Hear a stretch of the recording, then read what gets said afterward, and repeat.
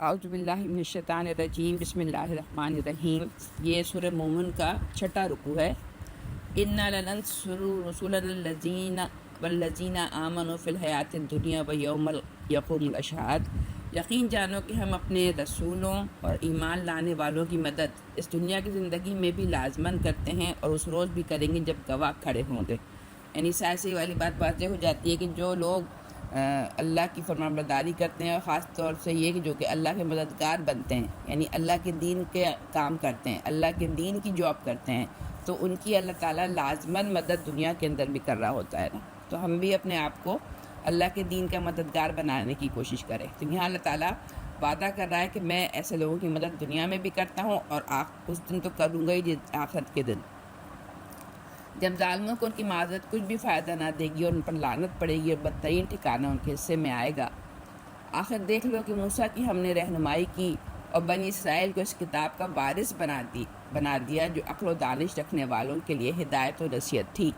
اب یہ والی بات ہمیں پتہ ہے نا کہ ہم امت مسلمہ سے پہلے اللہ تعالیٰ نے بنی اسرائیل کو کتاب کا امام بنایا تھا، یعنی ان کے اوپر توریت بھیجی تھی، لیکن پھر ان لوگوں نے کیسی اس کتاب کے ساتھ نالائقیاں کی۔ یہ والی بات ہم ساری سورہ بقرہ میں پڑھ چکے ہیں نا، کہ کس طرح سے بار بار نافرمانیاں کرتے تھے، کتاب کے بعض حصے کو مانتے تھے، بعض حصے کو چھوڑ دیتے تھے۔ تو اس میں ہم یہ دیکھیں کہ ہم بھی تو کہیں نہیں وہی معاملہ اپنی قرآن کے ساتھ کر رہے۔ اگلی آیت ہے، بس اے نبی صبر کرو اور اللہ کا وعدہ برحق ہے، اپنے قصور کی معافی چاہو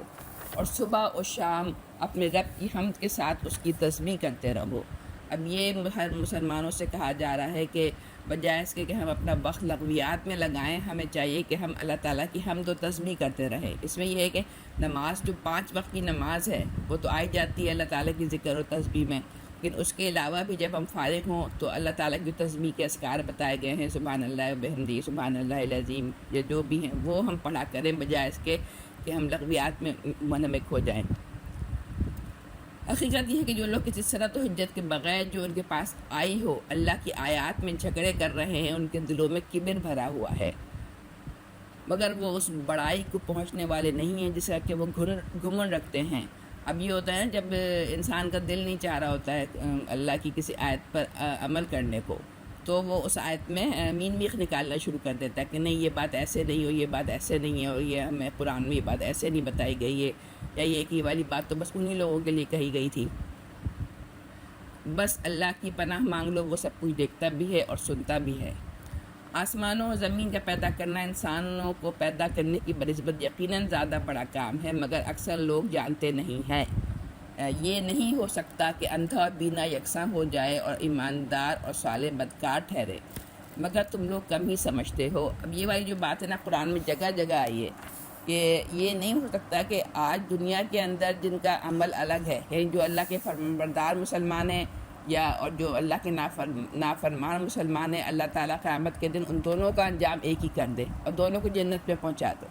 جیسے ایک اندھا بالکل الگ ہوتا ہے کہ اس کو کچھ نظر نہیں آ رہا ہوتا، اور ایک آنکھوں والا ہوتا ہے اس کو بالکل الگ ہوتا ہے کہ اس کو سب کچھ راستہ صاف نظر آ رہا ہوتا ہے۔ تو اسی طرح سے جو صالح اور مسلمان ہوتے ہیں وہ صراط المستقیم یعنی قرآن سمجھ کر اپنی زندگی کا راستہ طے کر رہے ہوتے ہیں۔ تو دنیا میں بھی ان کی زندگی فرق ہوتی ہے اور آخرت میں بھی فرق ہوگی۔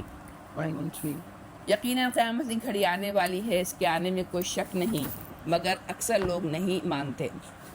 اب یہ آخری آیت بہت اہم ہے۔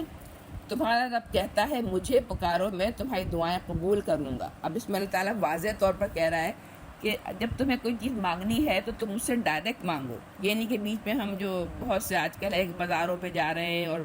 چڑھاوے چڑھا رہے ہیں، سجدے کر رہے ہیں، اور پھر کہتے ہیں کہ بس یہ کچھ بھی نہیں ہے، بس ایک ذریعہ ہے اور یہ ہمارا ایک وسیلہ ہے۔ تو ظاہر ہے کہ کتنی عجیب سی بات ہوگی کہ اللہ تعالیٰ تو کہہ رہا ہے کہ ڈائریکٹ میرے پاس آ کے اپنی اپلیکیشن درج کراؤ، اور ہم کہیں نہیں ہم تو اس کے تھرو آ کے آپ کے پاس اپلیکیشن دیں گے۔ تو یہ جو غوث اعظم اور شاہ جیلانی، یہ سب ہم مسلمانوں نے خود ہی اپنی طرف سے شرک کی چیزیں اختراع کر لی ہیں نا۔ اپنے جو لوگ گمنڈ میں آ کر میری عبادت سے منہ موڑتے ہیں، اس کا یہ مطلب ہے کہ اس آیت سے یہ ہے کہ دعا بھی عین عبادت ہے اور عبادت کی جان ہے۔ اور جو یہ بات کہی گئی ہے کہ اللہ تعالیٰ سے دعا نہ مانگنے والوں کے لیے گھمنڈ میں آ کر میری عبادت سے منہ موڑتے کے الفاظ استعمال کیے گئے، اس سے معلوم ہوا کہ اللہ سے دعا مانگنا عین تقاضۂ بندگی ہے، اور جو اس سے منہ موڑتا ہے یعنی اللہ تعالیٰ سے دعا نہیں کرتا ہے تو اللہ تعالیٰ اس کو گھمنڈی قرار دیتا ہے نا۔ پھر ایک حدیث میں آتا ہے کہ حضرت ابو ہریرہ فرماتے ہیں کہ حضور صلی اللہ علیہ وسلم نے ارشاد فرمایا جو اللہ سے نہیں مانگتا اللہ اس کے اوپر غضبناک ہوتا ہے۔ پھر اس کے علاوہ بھی ہمیں بہت سی احادیث اس حوالے سے ملتی ہیں دعا کے حوالے سے کہ کیوں ہمیں دعائیں اللہ تعالیٰ سے مانگتے رہنی چاہیے نا۔ ایک حدیث میں اور جو بات آتی ہے حضرت سلمان فارسی کی روایت ہے کہ حضور نے فرمایا قضا کو کوئی چیز نہیں ڈال سکتی مگر دعا، یعنی اللہ کے فیصلے کو بدل دینے کی طاقت کسی میں نہیں ہے مگر خود اللہ اپنا فیصلہ بدل سکتا ہے، اور یہ اس وقت ہوتا ہے جب بندہ اس سے دعا مانگتا ہے۔ یعنی جب آپ کسی بہت مشکل میں پھنسے ہوئے ہوں تو ضرور تہجد کے وقت اٹھیں اور اللہ تعالیٰ سے بہت بہت بار بار دعا مانگیں۔ اب جیسے شب قدر کی راتیں بھی آنے والی ہیں تو کوئی ہمارا مسئلہ اٹکا ہوا ہو، کوئی بیماری ہو، تو ہمیں چاہیے کہ ہم اس وقت بھی ضرور اٹھ کے دعا مانگیں۔ اور پھر ایک دعا کی